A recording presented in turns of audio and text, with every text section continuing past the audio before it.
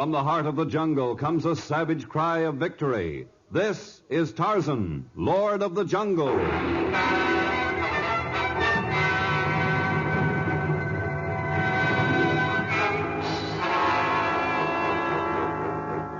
From the black core of dark Africa, land of enchantment, mystery, and violence, comes one of the most colorful figures of all time, transcribed from the immortal pen of Edgar Rice Burroughs. Tarzan, the bronzed white son of the jungle.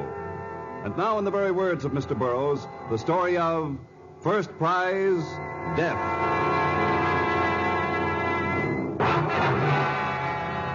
The capital really consisted of two cities. In the old city, ox-drawn carts threaded their way through a melange of richly robed Arabs, of nearly naked savages, of Hindus and Eurasians.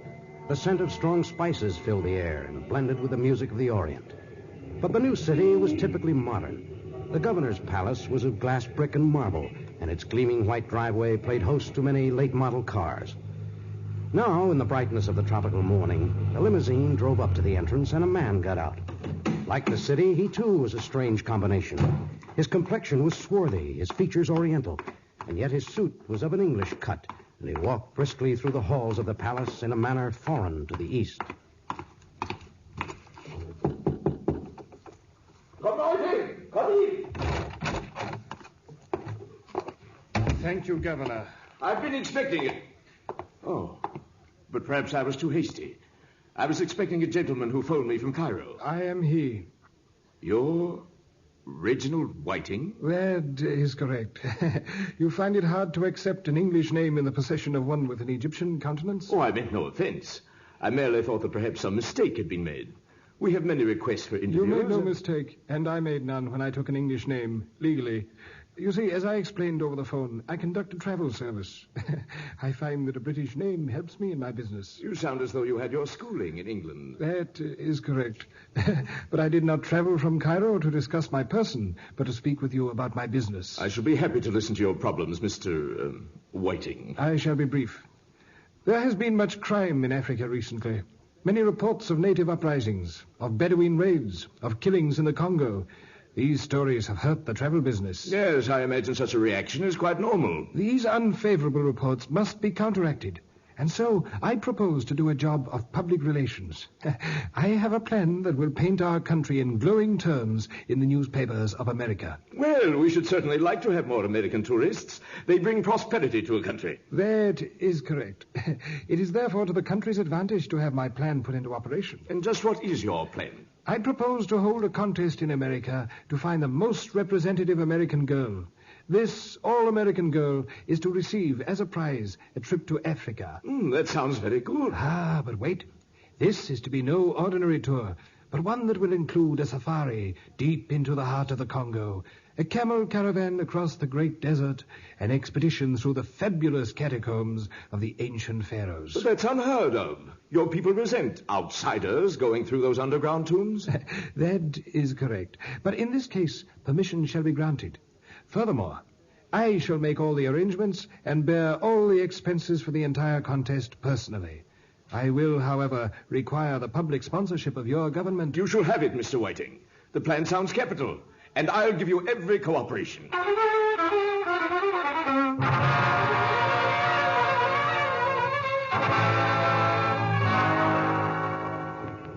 Believe me, Tarzan, it was like manna from heaven. This gentleman is bearing the entire cost of the contest and the prize himself? Precisely.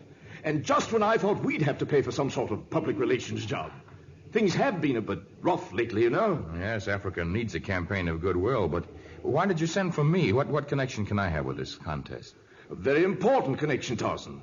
Mr. Whiting plans, among other things, a safari into the Congo for this girl. Now, if the girl sees all there is to see and then returns home safely, it will be a big thing for us. A great boost for the country. I see. But if anything happens to her, it will spread across the front pages of every paper in the civilized world. It will do us irreparable harm. Oh, yes, I can understand that. So, during her trip through the jungle, I want you to act as her guide and her protector. I'm not asking this as a personal favor, mind you, but one that I'd like you to do for Africa. Well, Tarzan? Well, the whole scheme sounds very strange. I have no desire to act as a guide, and I hesitate to be responsible for anyone's life in the heart of the Congo, but you've placed the matter as a responsibility to Africa, and so I must say yes. Yes, I'll do everything within my power to protect the girl.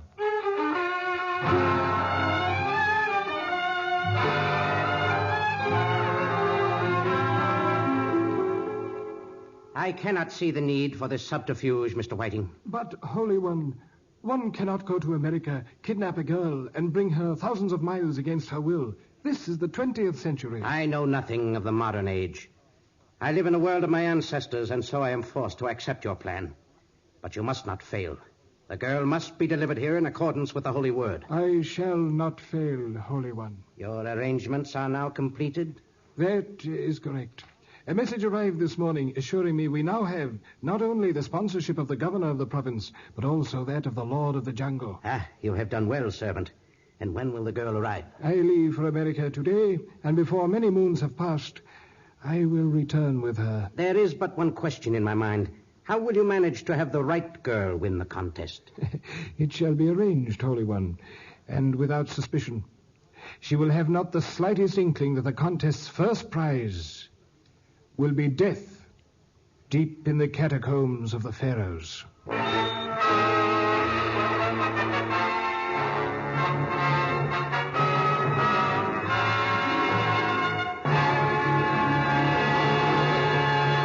We'll return to our exciting story in just a moment.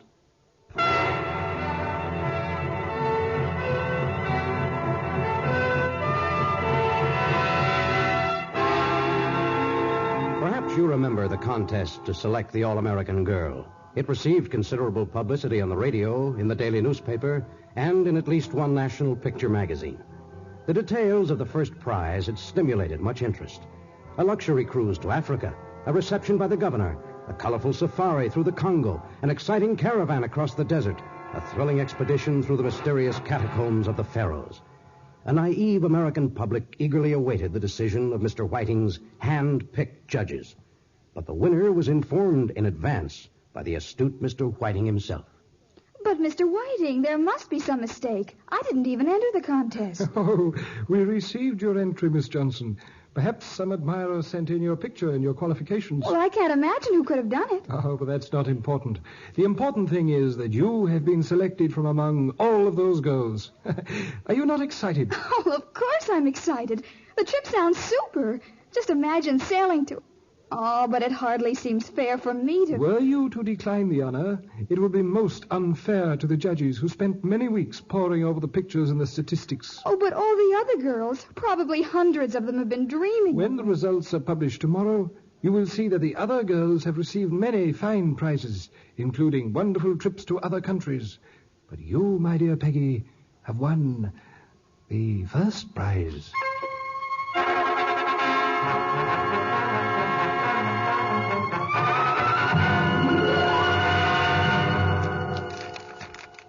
I can't understand your skepticism, Tarzan. Why, look at this publicity. It's worth a fortune. Yes, I suppose it is. By Jove, look at this picture here. The one where she's sitting on the rail of the ship. A deucedly attractive young lady, I'd say. Yes, she's very pretty. I say, your enthusiasm practically bowls me over. What's eating you, old man? Well, frankly, I don't know. But we of the jungle rely on instinct, and then there's something about Whiting that just doesn't add up. Perhaps your instinct doesn't work so well in the city. I've checked into Whiting's firm, and it has the finest reputation in all of Africa. He's perfectly all right, I tell you. And very generous, too. Why, all the things that girl will receive at the reception tonight are fantastic. Yes, too fantastic, perhaps. Oh, come off it, old man. The ship docks at noon. Her interview with the press is set for 3 o'clock. My wife and I entertain her at a private dinner at 7, and at 9 there's the big reception. Now, come. We can't afford to have glum faces mar the festivities. I promise to set my face in a permanent grin, but I can't promise to erase the doubts concerning Whiting that exist in my mind.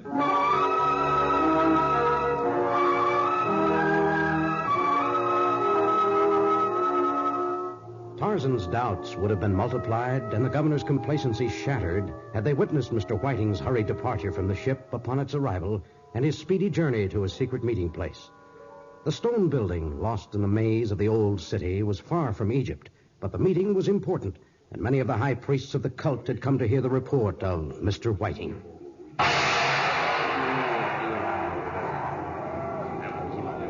Speak, servant of Nachavi. My mission in America was successful. I located the daughter of Emil Johnson, the blasphemous Christian who once defiled the tomb of our Pharaoh by digging in it with pickaxes and shovels. The acolytes you once sent to his country to bring him back for punishment failed. And later, death robbed us of our victim. But I have not failed. The firstborn child of Emil Johnson lives, and I have brought her to Africa in accordance with the Holy Word. You are to be congratulated upon your resourcefulness, Mr. Whiting. But now the chosen ones of Nekhabi desire to know when she will be delivered to the catacombs that constitute the final resting place of our Pharaoh, and which must be her final resting place in accordance with the Word. The time is not distant, Holy One. To avert suspicion, we must first permit her to enjoy the excursion she was promised. But when summer has passed and the air grows chill in the underground tombs, she shall be brought for sacrifice. It is well. But remember this, servant of Nekhabi. If anything happens to this girl, if anything prevents her arrival at the catacombs, you shall pay dearly.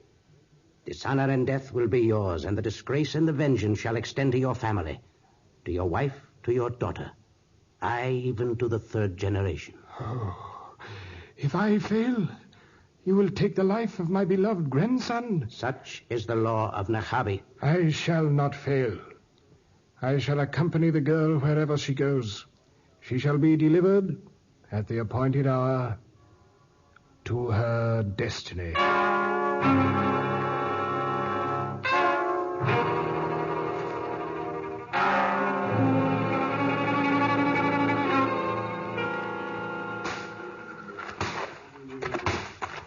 This is exciting. Actually cutting our way through the jungle, and our porters are all so savage-looking. Oh, it's wonderful. I wouldn't have missed it for the world. How about you, Tarzan? Well, I'm always at home in the jungle, but I'm surprised you decided to come with us, Mr. Whiting. I guess it was my own eloquence. When the governor called on me at the reception, and I started to tell what was ahead for Peggy here, I decided on the spur of the moment that it was just too good to miss. I know exactly how you feel, Mr. Whiting. It's all just like something out of a picture book. I'm doubly glad I came along now. Your extreme pleasure is my pleasure, Peggy. Oh, look at that cunning animal over there. That's an aardvark. An anteater. I remember now. I saw one in a zoo once. My father took me there just after he'd come back. Hold up a minute. Boss, meine Porter. What's wrong? The porters are veering to the north, and I told them to gradually head south. I told them to bear to the north. You told them? That is correct. Even before I left for America, I entered into an agreement with the chief of a village to the north of here.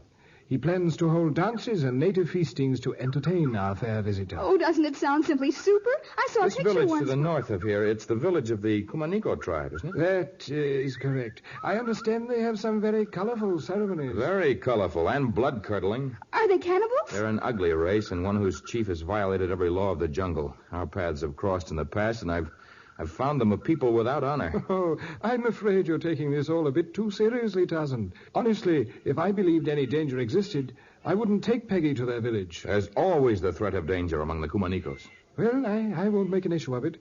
One native tribe's pretty much like another. Have you made arrangements with some other tribe? No, I've made no special arrangements, but I'm sure Peggy will be content to see one of the tribes just as it is, without any prearranged show being put on for her. Oh, no, I'd much rather go where they're putting on special dances and feastings. It sounds simply scrumptious to me. Oh, then it's decided. And I think we've wasted enough time. Let's get going, Manyapara!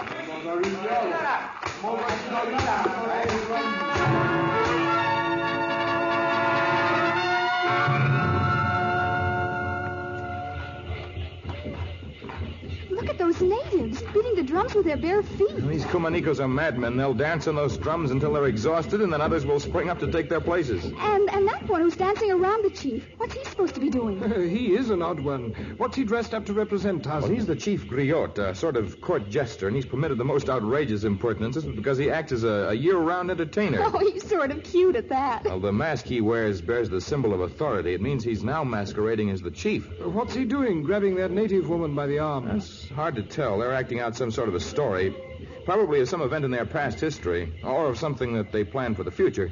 The king, represented by the griot, is leading a woman, perhaps a bride the king desires, into a cave.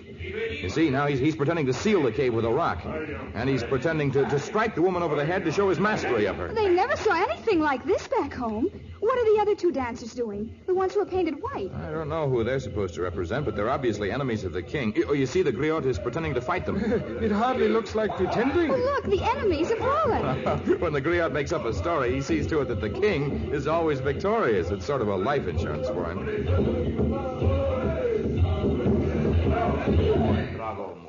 Well, that looks like the end of the show for tonight. Oh, gee, it's been fun, but I am tired. You like what we do for you? We've all enjoyed your dances and your ceremonies very much. It's good.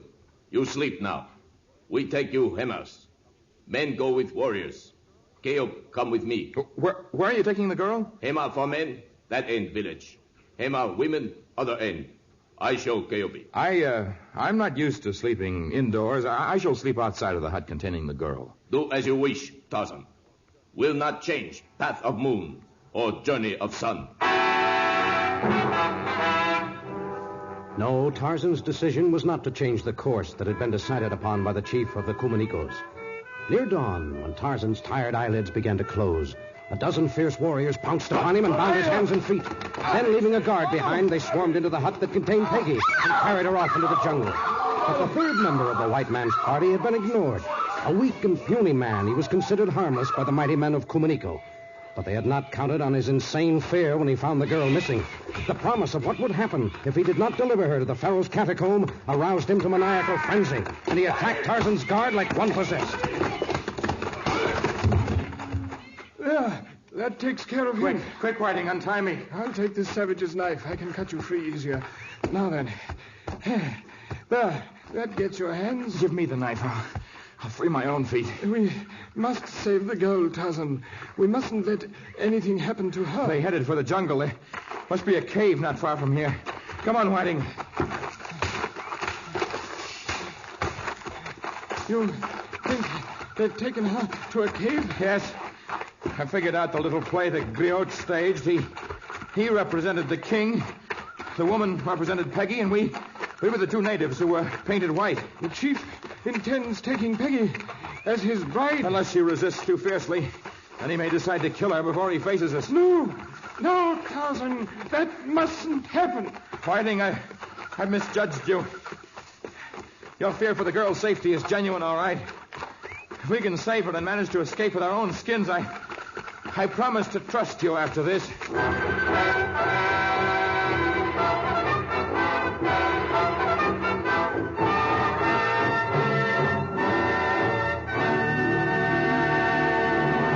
In just a moment, the exciting conclusion of First Prize, Death.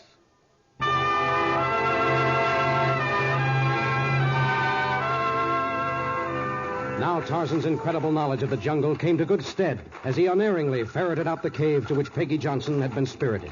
Aided by the fear-stimulated Whiting, who fought like a dozen men, Tarzan waded into the warriors of Kumaniko. The savages fought with aboriginal fury. But the combination of Whiting and the mighty Tarzan was too much for them.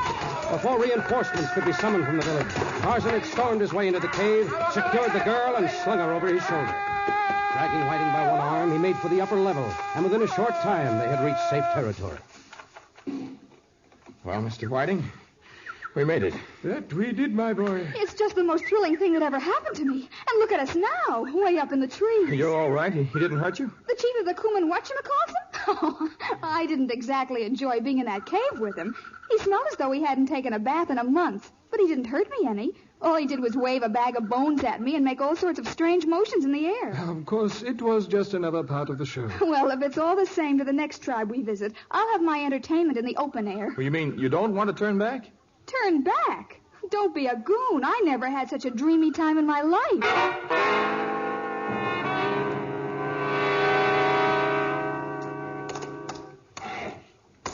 Well, Peggy, it looks as though this is the spot where you switch from camels to horses. Oh, gee. I presume that man ahead with the horses is the one you made arrangements to meet, Mr. Whiting? That is correct. And I'd best see him about final details concerning Peggy and my journey to Cairo. See you before you leave us, Tarzan. Of course. Gosh, Tarzan, it's been the dreamiest summer of my whole life. I'll miss you. I'll miss you too, Peggy.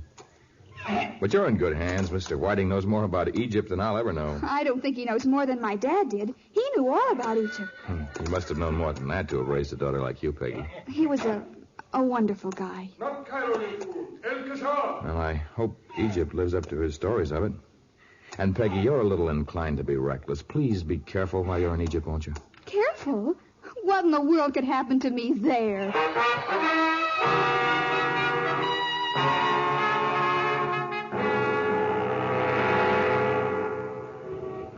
So, everything came out all right, eh, Tarzan? Well, I'll have to admit I enjoyed it. Peggy's a wonderful girl, and I was all wrong about Mr. Whiting. I knew it. I checked his firm, and it's one of the biggest. Well, they should have arrived in Cairo yesterday, eh? Well, if they were on schedule, and Mr. Whiting's a very punctual man. Well, it's a great relief to know that... You will pardon my interruption, Governor. I am Captain Hassan of the Egyptian police, and I have urgent business with you. This is Tarzan, a close personal friend. You may talk freely before him. Very well, and so to the point. A certain Mr. Reginald Whiting, the British owner of one of Cairo's largest travel bureaus, left for Europe several months ago. What? But he never arrived there. He met with an unfortunate accident aboard ship. Go on. It has just come to our attention that a man posing as Mr. Whiting cashed several large checks bearing Mr. Whiting's signature and later conducted some business with you. We should like to ascertain Captain if there Hassan, a young American girl was to have arrived in Cairo yesterday. There was to be a reception. I heard of the planned reception. Well, did she arrive? I believe not, but I came here to discuss... It made no something. sense at the time, but I heard him say something to the man with the horses about El Kashar. Is that near Cairo? It is not far, but there is nothing at El Kashar except some excavations once undertaken by Americans. A honeycomb of underground passages and a group of religious fanatics. Governor, how quickly can we get to El Kashar? I'll get a government plane. We can be there in a few hours. But if we have to search through a honeycomb of underground tombs, we may never find her.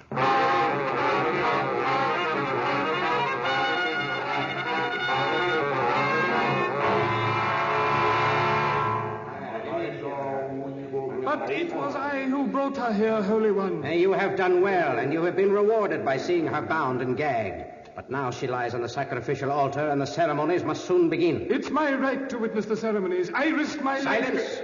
You are but an acolyte of the Order of Nahabi. We, the chosen ones of the pharaohs, shall complete the task as it has been set down. You are but a servant, and you shall take your accustomed place as the guardian of the outer door. We shall not stand for further delay. The firstborn of he who defiled our temple must die at midnight.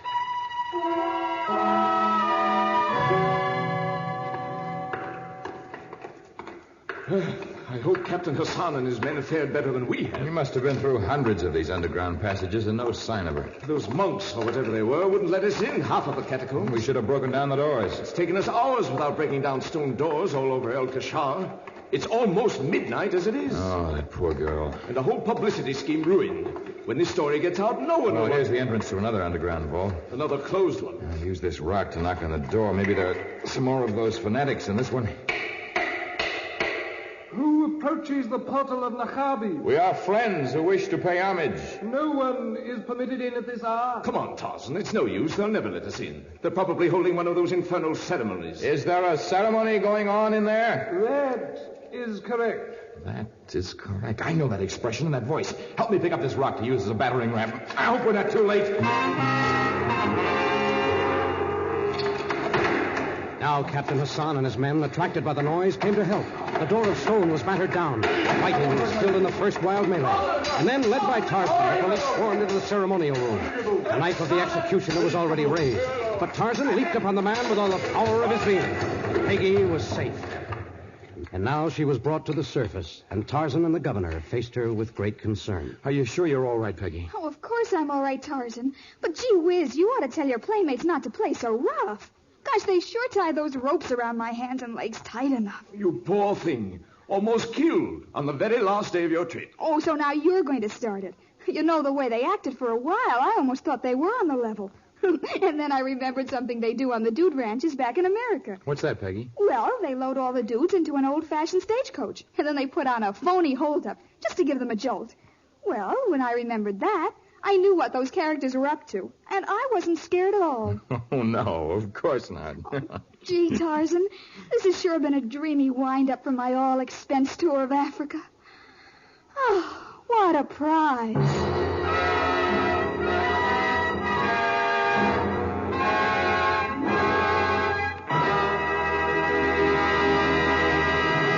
In just a moment, a preview of our next exciting story of Tarzan.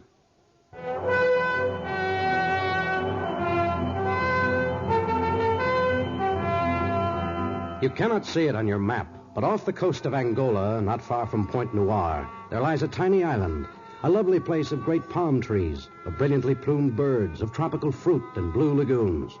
And it is to this island that fate brings a man, his lovely wife, and the son they both adore. A strange setting indeed for violence, and a fear that grows into stark terror. Included in our cast were Jack Moyles, Gloria Grant, Dan O'Herlihy, and David Wolfe. Tarzan, a transcribed creation of the famous Edgar Rice Burroughs, is produced by Walter White, Jr., prepared for radio by Bud Lesser, with original music by Albert Glasser. This is a Commodore production. Listen to our next story, Paradise Island, another thrilling episode of The Lord of the Jungle.